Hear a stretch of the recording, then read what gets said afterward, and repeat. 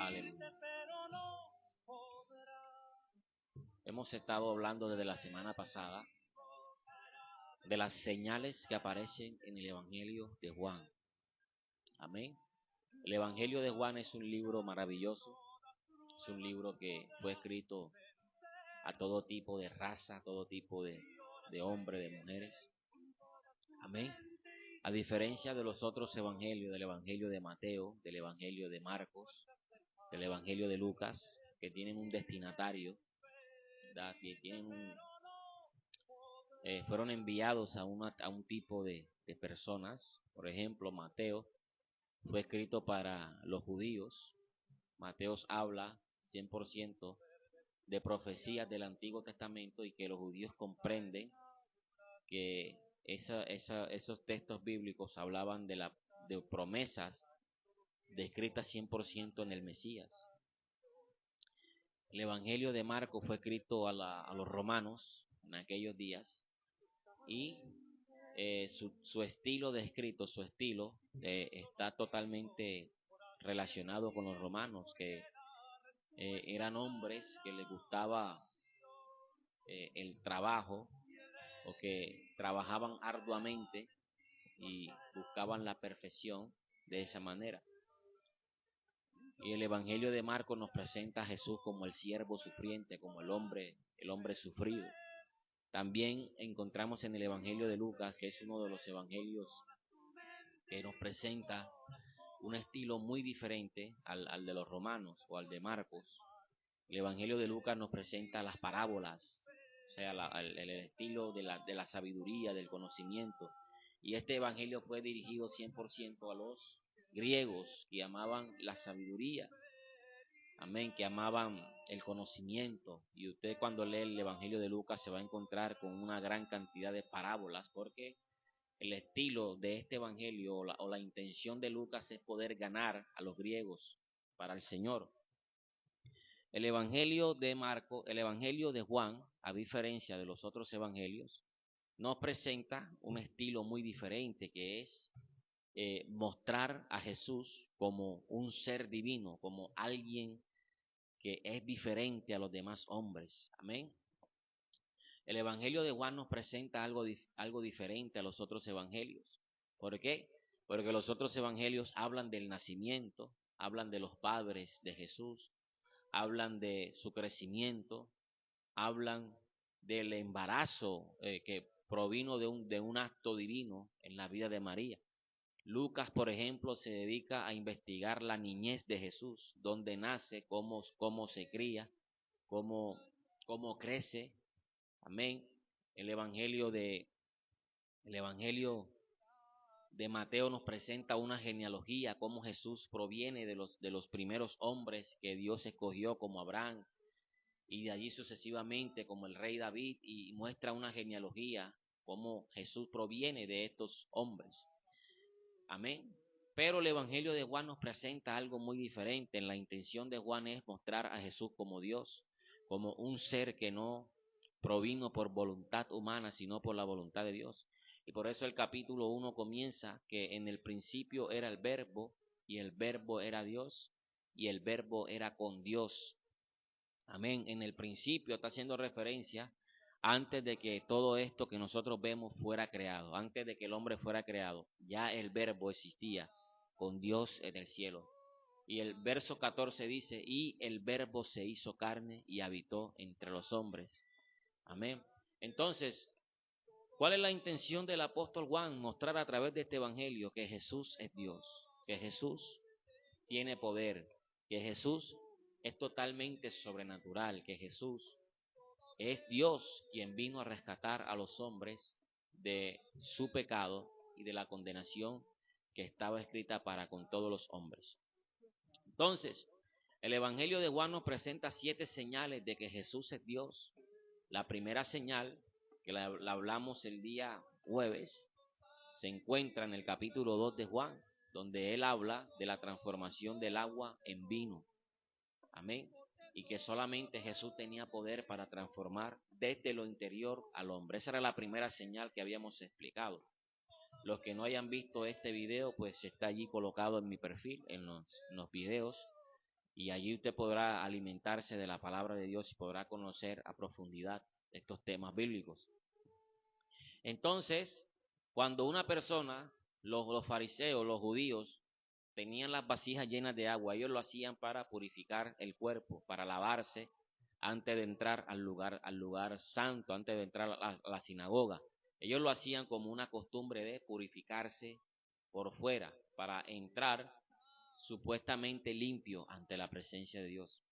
Pero Jesús hace un milagro, convierte esa agua en vino, y el vino es una representación del gozo, de la alegría, una representación del Espíritu Santo. Y a través de esa señal Jesús enseñó de que la purificación ya no sería de lo exterior, sino desde lo interior.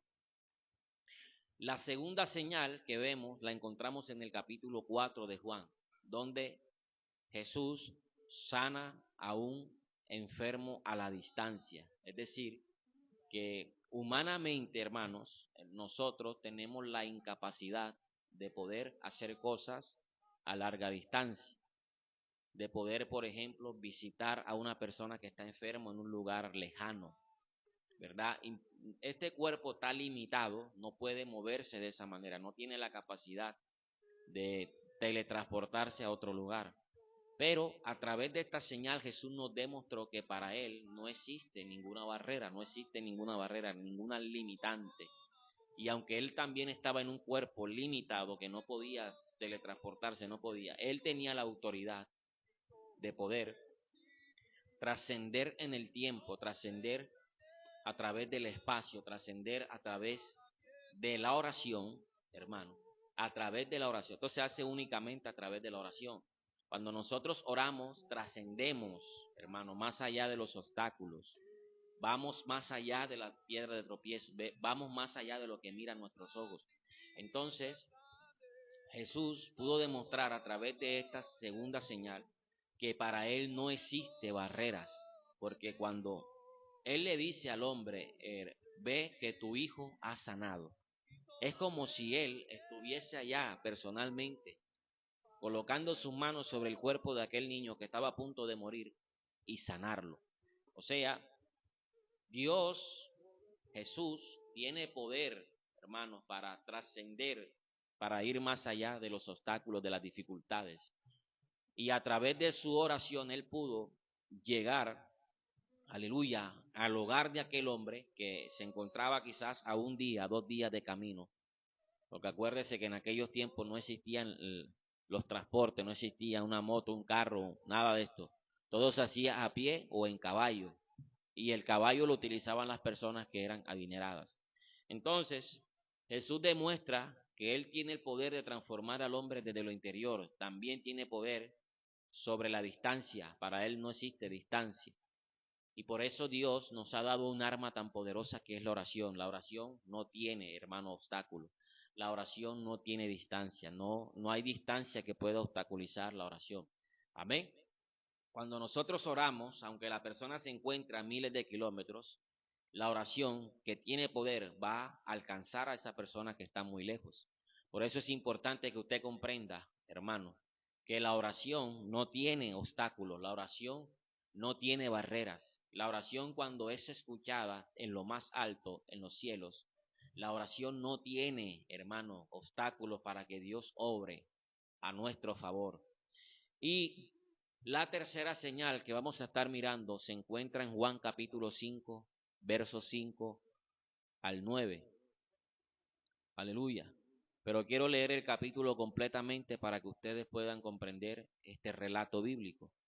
La Biblia dice, después de estas cosas había una fiesta de los judíos y subió Jesús a Jerusalén.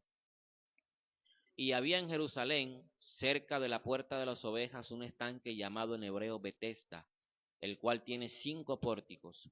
En esto yacía una multitud de enfermos, ciegos, cojos y paralíticos que esperaban el movimiento del agua, porque un ángel descendía de tiempo en tiempo al estanque y agitaba el agua, y el que primero descendía al estanque después del movimiento del agua quedaba sano de cualquier enfermedad que tuviese.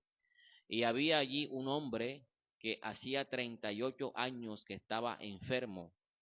Cuando Jesús lo vio acostado, supo que llevaba ya mucho tiempo así. Le dijo, ¿quieres ser sano? Cuando Jesús, aleluya, el hombre le respondió, Señor, le respondió el enfermo, no tengo quien me meta en el agua, en el estanque cuando se agita, y entre tanto que yo voy, otro desciende antes que yo. Jesús le dijo, levántate, toma tu lecho y anda. Y al instante aquel hombre fue sanado y tomó su lecho y anduvo, y era de día de reposo aquel día. Entonces los judíos dijeron a aquel hombre que había sido sanado en el día de reposo, no te es lícito llevar tu lecho. Él le respondió, el que me sanó, él mismo le dijo, toma tu lecho y anda.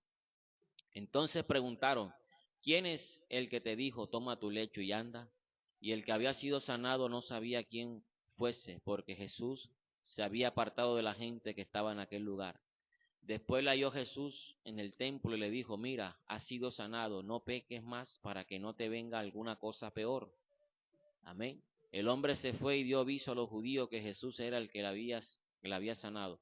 Y por esta causa los judíos perseguían a Jesús y procuraban matarle porque hacía estas cosas en el día de reposo. Jesús le respondió, mi Padre hasta ahora trabaja y yo trabajo. Por esto los judíos aún más procuraban matarle porque no solo quebrantaba el día de reposo, sino que también decía, Dios era su propio Padre, haciéndose igual a Dios. Amén. Esta tercera señal que aparece en el Evangelio de Juan nos habla de una verdad muy poderosa, hermanos, que Jesús también tiene poder no únicamente sobre la distancia, sino también poder sobre el tiempo. Amén. El relato bíblico nos enseña que un hombre ya tenía 38 años de padecer una enfermedad muy grave. Aleluya. Estaba paralítico totalmente, no podía moverse y existía en Jerusalén una de las puertas de la ciudad, porque la ciudad estaba amurallada y tenía prácticamente 12 puertas, como lo relatan algunos textos bíblicos del Antiguo Testamento. Una de esas puertas, llamada la puerta de las ovejas, había en esa puerta, a las afueras de esa puerta, un estanque llamado Betesda. Algunos comentaristas bíblicos también le dan el nombre de Betsaida.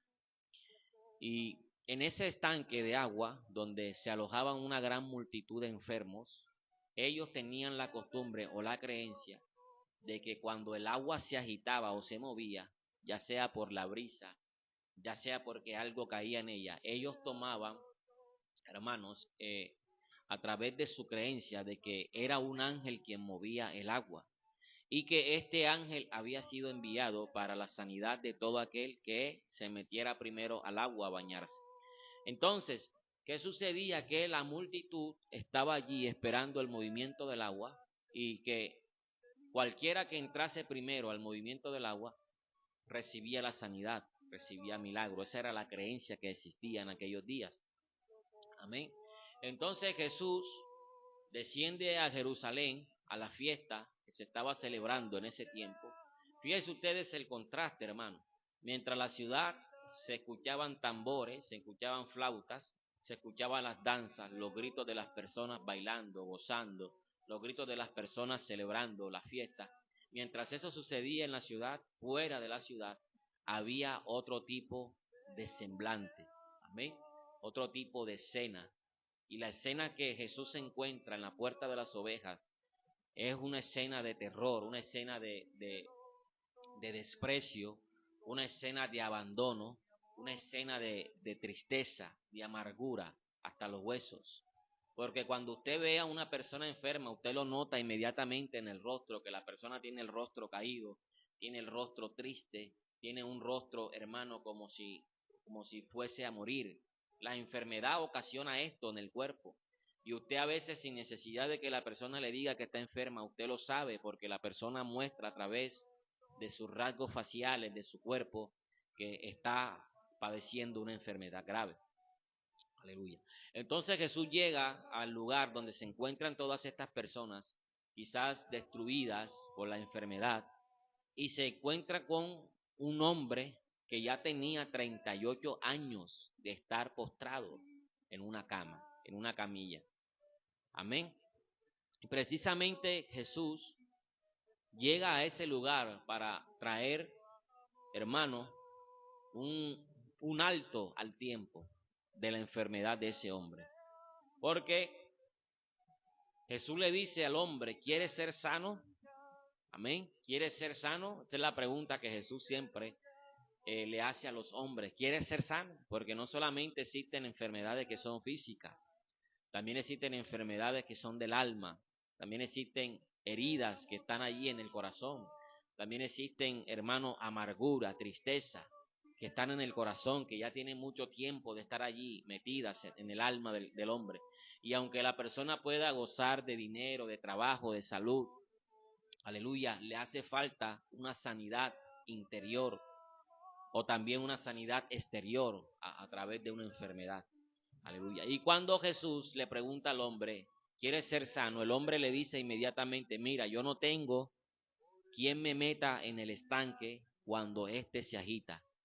Y antes de que yo me arrastre, de que yo intente llegar a las aguas, se mete uno primero que yo. Aleluya. Y así había transcurrido el tiempo durante 38 años de que esa enfermedad estaba abatiendo el cuerpo de ese hombre. Aleluya. También vemos otra referencia bíblica allá cuando la mujer del flujo de sangre, que ya llevaba 12 años de tener un flujo de sangre, imagínese la aflicción en el cuerpo de aquella mujer que llevaba en su cuerpo esta enfermedad, un flujo de sangre que no se detenía. Si el periodo de menstruar de una mujer que dura 5, 4, 6, 7, los días que su cuerpo manifieste a través de su periodo, pues sabemos que las mujeres no todas menstruan de la misma manera. Sabemos que durante esos días se ocasiona un dolor, un cólico renal, un cólico en sus partes íntimas. Sabemos que ocasiona una molestia, amén, el periodo. Imagínense 12 años, todos los días, esta mujer teniendo este tipo de problemas en su cuerpo. O sea, había gastado todos sus dineros en médicos, en profesionales de la salud en aquellos días, en medicinas, comprando todo tipo de remedios para poder detener el daño que existía en su cuerpo. Todo ese tiempo que ella malgastó buscando ser sana, ese tiempo de enfermedad se detuvo en un día, cuando ella escuchó que Jesús de Nazaret pasaba por su ciudad. Y ella dijo, si yo tan solo tocase el borde del manto de sus vestiduras. Así era la fe de ella, que si ella tocaba únicamente, arrastrándose como sea, el borde del manto del Señor, ella iba a ser sana de esa enfermedad. Y así sucedió porque la multitud que perseguía a Jesús apretaba grandemente.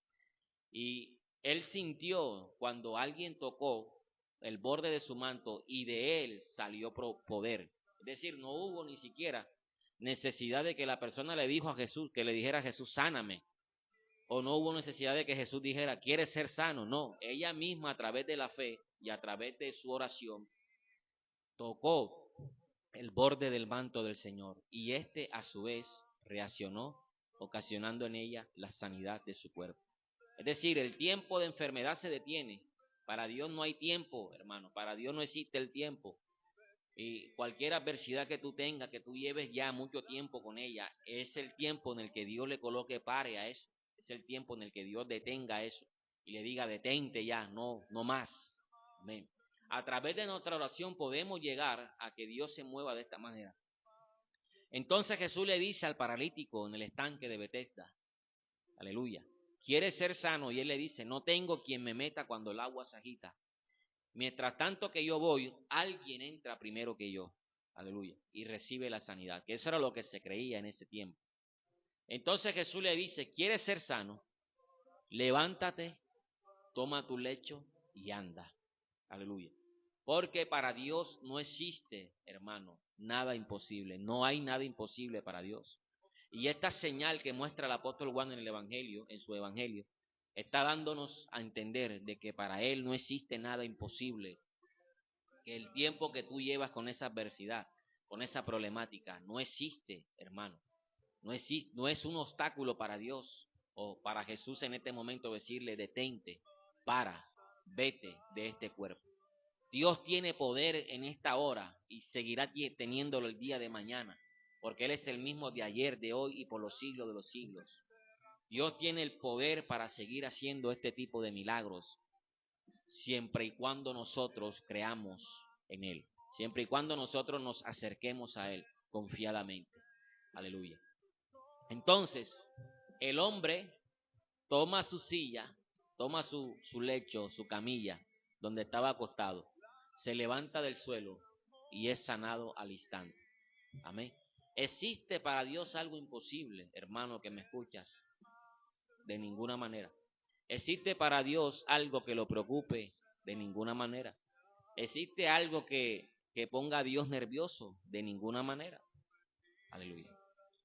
Dios tiene poder sobre el tiempo que tú llevas con esa adversidad y que no has podido encontrar la sanidad ni has podido encontrar la respuesta en ningún lugar.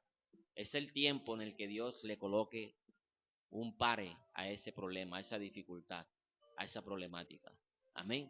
Entonces, la señal del estanque de Betesda nos da a entender de que Dios llega a tiempo, de que Dios llega en el momento indicado, de que Dios llega cuando ya no existe solución, de que Dios llega cuando todos dijeron: hasta aquí llegamos. Cuando el médico dice: hasta aquí llegué, Dios es el momento en el que comienza a operar y a obrar en la vida de los hombres.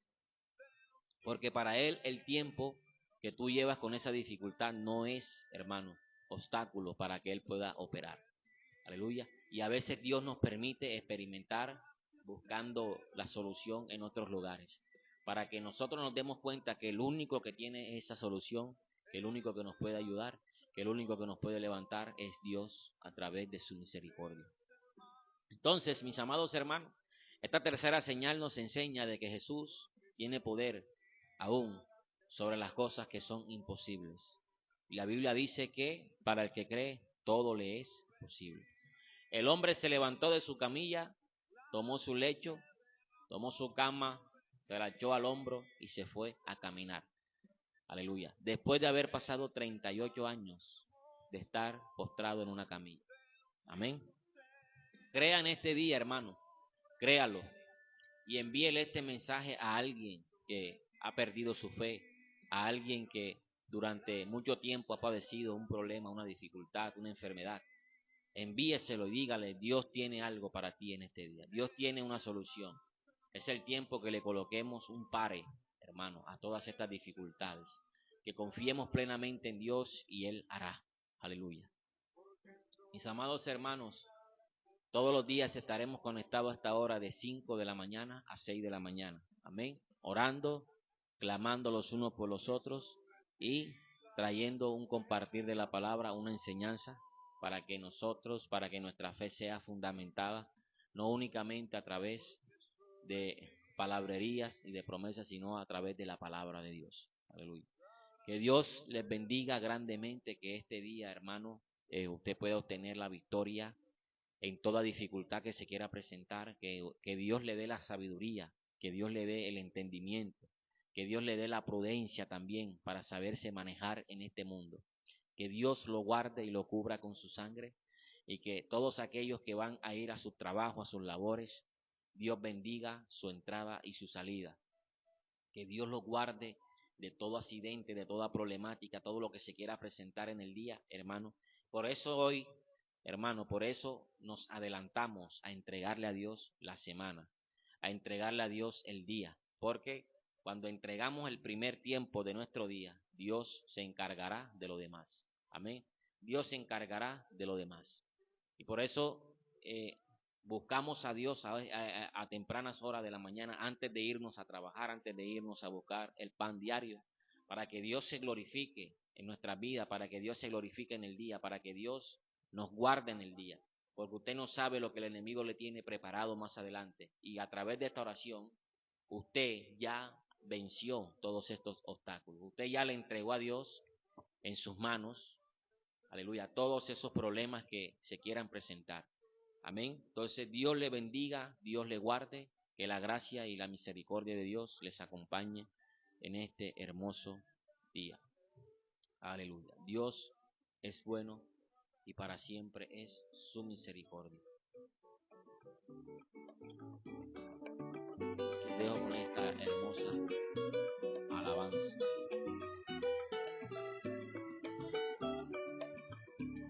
Cuán gloriosa será la mañana, cuando venga Jesús el Salvador, las naciones unidas por